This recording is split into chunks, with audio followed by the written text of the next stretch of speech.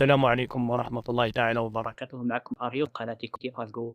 فقط اليوم خلينا نتكلموا على أداة رائعة راها ترمز. أنا شخصيا أراني عندي تقريبا يعني أكثر من عام أستخدم فيها لحد الساعة. يعني هي أداة رائعة جدا، تقدر تستخدمها في إدارة الاتصال في الشبكات، كذلك إدارة الاتصال في النودز الخاصة بك، إدارة الاتصال الكونتينر الخاصة. يعني في داخل كل نود عندك العديد من الكونتينر تقدر إنك تستخدمه، العديد من التطبيقات، الويب، العديد من يعني برامج إنك يعني تقدر تستفاد من هذا الترميز. هي مودم اس اتش كلاينت.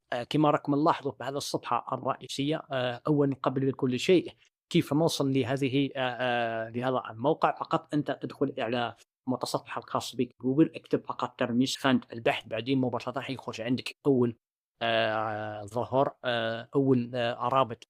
أنا أضغط عليه فقط راح تتوجه مباشرة لهذا الصفحة الرسمية أول حاجة راح نشوفوها إخواني هنا هو متعدد الاستخدامات، ويعني متعدد على عدة أجهزة، إنه يشتغل على الماك أو إس، الويندوز، لينكس، أو إس، يعني على الآيفون، أندرويد معروفة كذلك. راح نشوفوا هنا فقط في الأسفل راح نجد كذلك بعض، يعني نعم، ما هي الأجهزة اللي يدعمها. كذلك راح نشوفوا حتى الآيباد، نعم، آيباد، آيفون، أندرويد، ماك أو إس، الويندوز، عندنا كذلك خانة documentation، يعني تقدر تقرأ عليه يعني كيفية الاستفادة منه، كيفية الاشتغال عليه، يعني بشكل رائع جدا. شيء تفصيل راح تجد بعض المعلومات اللي راح تفيدك. كذلك تنصبها على الويندوز، تضغط فقط راح يبدا مباشره التنصيب على الويندوز، التحميل والتنصيب على. راح تشوفوا هنايا كيف يعني راح تستخدم الفولت الخاص بك، يعني خلينا نقولوا اللي هو الداشبورد الخاص بك في اي اتصال اللي انت تقوم به مباشره راح يكون هنايا. كيف تعمل sync to موبايل، يعني كيف يعني في حسابك في نفس الحساب تقدر تعمل sync to موبايل. يعني لو تدخل بالإيميل الخاص بك على الديسكتوب، وبعدين تذهب إلى تنصيب التطبيق على الأندرويد أو على الآيفون أو على الآيباد، ادخل فقط يعني بنفس الإيميل مباشرة راح يعمل لك sync مباشرة يعني للفولت الخاص بك، وتقدر يعني تشتغل. راح نشوفوا لهنا يا إخواني فقط ترميز أنا منصبه. أنا قلت لكم أنا منصبه عندي يعني عن شهر وأنا نستعمل فيه مباشرة ما شاء الله. هذا هو البولت الخاص بي، هذا هو يعني نقول الهوم لاب، أنا سميته الهوم لاب الخاص بي. هذا هو البولت، وهذا هو نفسه المود اللي راني أنايا يعني نصبته معكم وراكم شايفين عليه في الفيديوهات السابقة.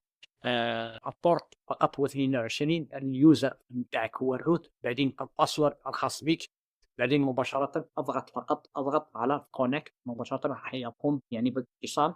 راح يقوم بالاتصال، اتصل مباشرة بالشبكة.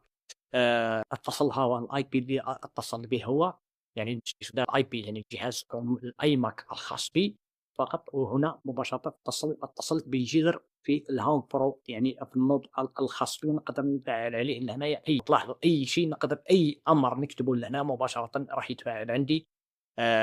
فعندي مباشرة على الطرفية الخاصة، يعني راهو عندي هنا كمثال، هنا عملت سيدو بلوك تي اس، يعني باش نشوف فقط وش هو بورتينر الخاص بي.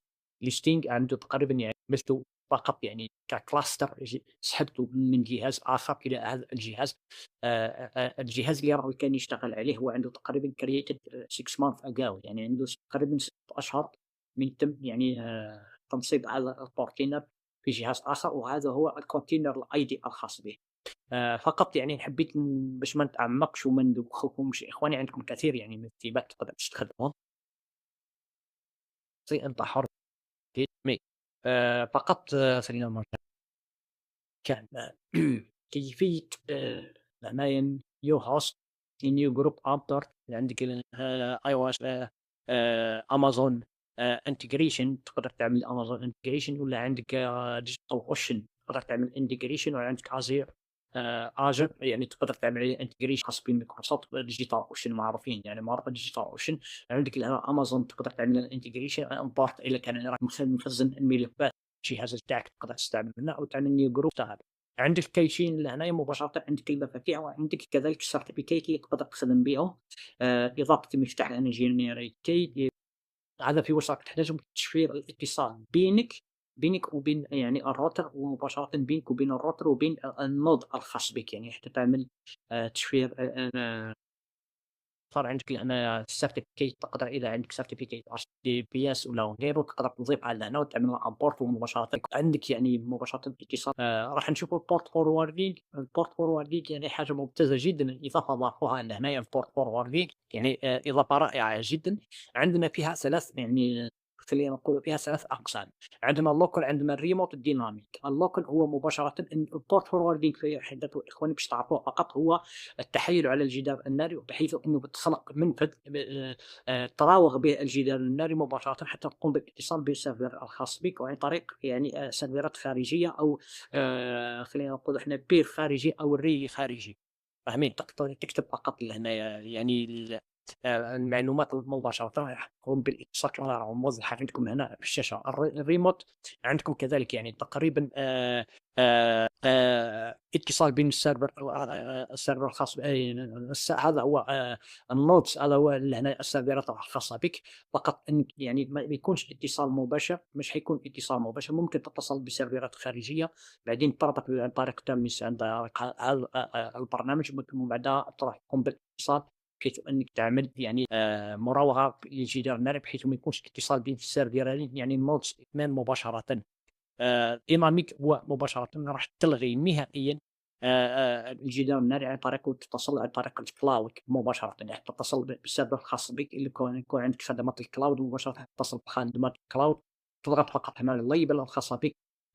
لهنا تضع الport، لهنا تضع الband address، بعدين مباشرة راح تعمل راح يكون عندك الhost، بعدين لمّا تضغط على هذا وتملي هذه البيانات راح يخرج عندك لهنا connect حتى تعمل forwarding. راح نشوفوا فقط هنا إخواني snippet. أي snippet وش هما الأوامر اللي راك تقدر تحطهم يعني أو تجمعهم مع بعض، بحيث أنه يكون عندك الhost هنا بالvault الخاص بك، راح يكون يعني كمثال يكون عندك snippet يعني نفس يعني تحافظ عليها فقط.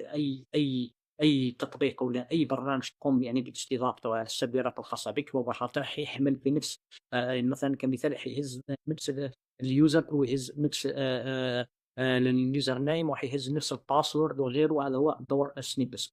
عندك الاماكن هوست، يعني تقدر تشوف فقط هنا البصمه، وكذلك الاي بي ادرس اللي عندك كله. عندك هنا اللوج اخر يعني مشارك اشتغلت اللوج يعني الخاص بك هنايا على ترميس. عندك هنايا سيرفر اف تي بي، عندك سيرفر اف تي بي عندك اللي هنا مباشره راح يخرج لك اللوكل، يعني الجهاز اللي راه منصب عليه ترميس. مثلا انا عندي الاي ماك الخاص به، وهنا عندك تقدر تدخل مباشره، تدخل الديركتوري الخاصه باي نود، فقط انك تضغط يعني اذا ضغطتين مباشره راح تدخل ملفات الديركتوري باث فين متواجد الملفات، يعني في الجيزه تاعو في الروت راح تشوفهم كما راك تشوف. لان تقدر فقط يعني تعمل عليهم ريفرش، تعمل نيو فولدر، تقدر تعمل بيرميشن، تقدر تعمل رينيم، تقدر تعمل كل شيء. فهمت فهمتوا؟